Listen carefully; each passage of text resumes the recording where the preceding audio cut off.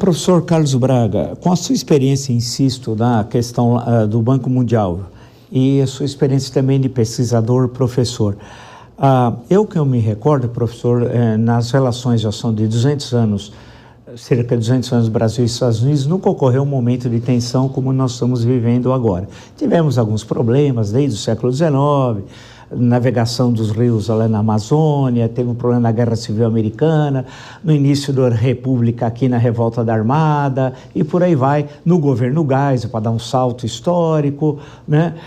Alguns problemas, mas nada, aparentemente, que se aproxime ao que nós estamos vivendo. Então, acho que duas coisas que eu colocaria para o senhor.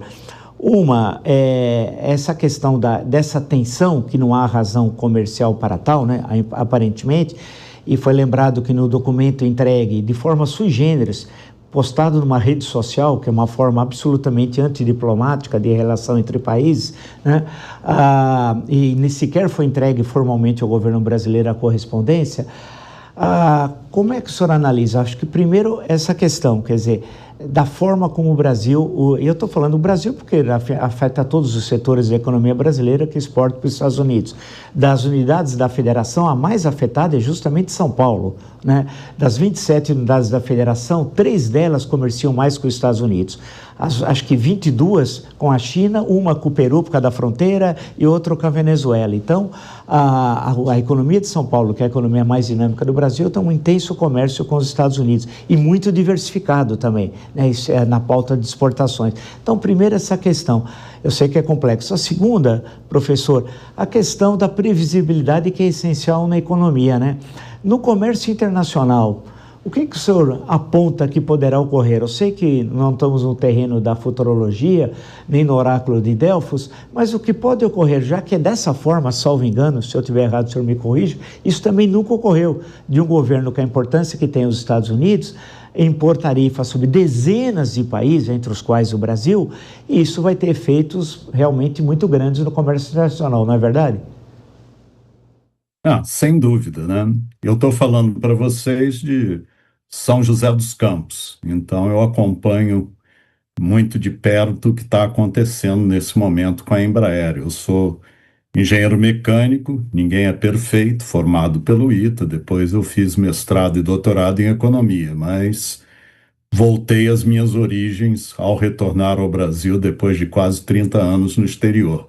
Então, como já foi mencionado, no caso de algumas empresas e alguns setores, o impacto é dramático, né?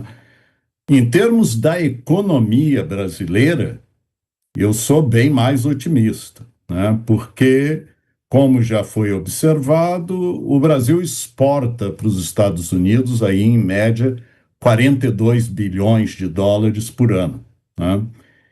Isso é uma participação de cerca de 12%, mais ou menos, na nossa pauta exportadora. Então, essas tarifas, se implementadas, e elas, em alguns casos, para algumas empresas, como a Embraer, por exemplo, praticamente vão bloquear o comércio com os Estados Unidos, de uma certa forma, né?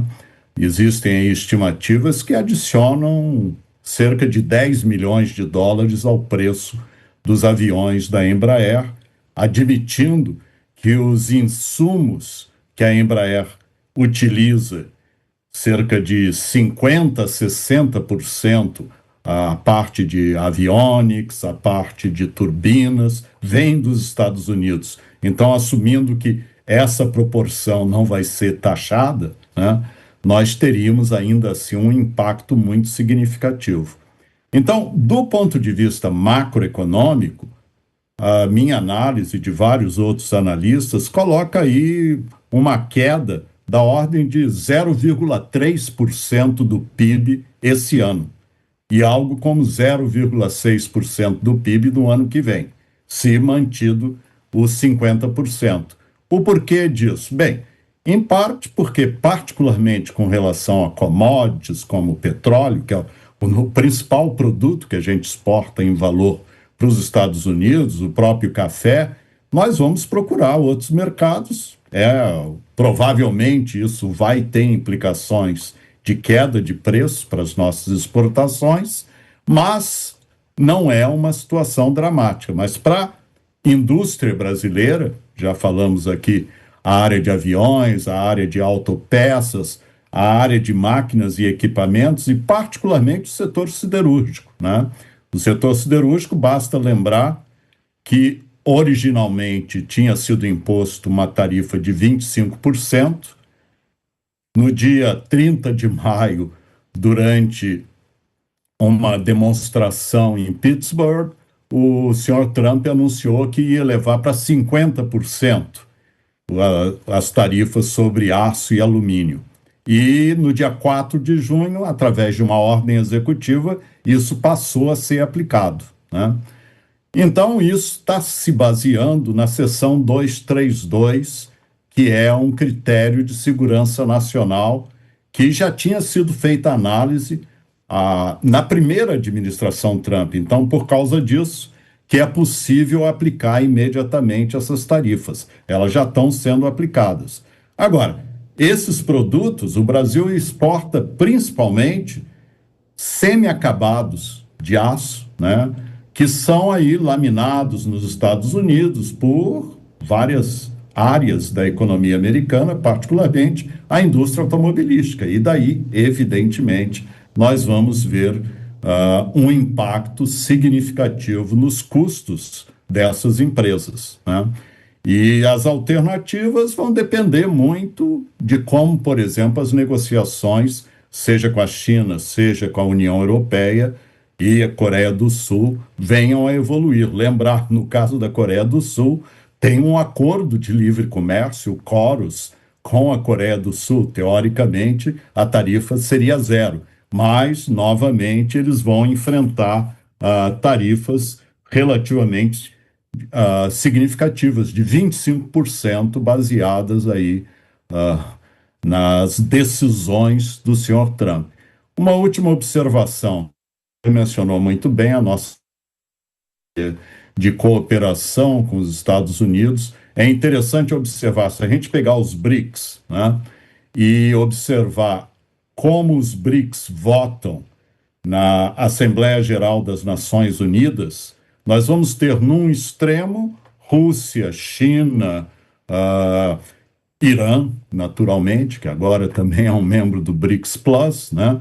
E mais ou menos numa posição intermediária, países como a Índia, né, e a África do Sul. E o Brasil, se a gente olha atrás votos nas Nações Unidas nos últimos 10, 15 anos, é o que mais se aproxima dos Estados Unidos, né? Então, é interessante observar que, a despeito disso, nós estamos entrando num processo de conflito que vamos esperar, como já foi dito, tanto pelo Emerson como pela professora Milena. É muito importante, primeiro, ter a cabeça fria, né? Partir para uma retaliação seria dar um tiro no nosso próprio pé. Mas, ao mesmo tempo, nós não podemos abrir mão de questões de soberania nacional. Quer dizer, a questão aí do que vai acontecer a nível do Supremo Tribunal Federal nesses julgamentos que estão acontecendo, isso não está para negociação com os Estados Unidos, né?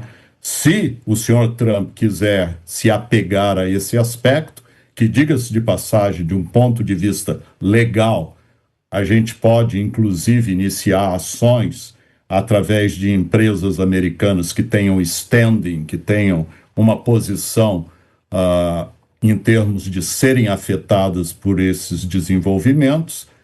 A gente provavelmente conseguiria fazer o caso que isso não se aplica, né? Seria como o Brasil resolver impor tarifas ou medidas restritivas ao comércio internacional com os Estados Unidos por causa de decisões da Suprema Corte dos Estados Unidos, um absurdo total. Enfim, a questão da negociação deve ser a prioridade nesse momento.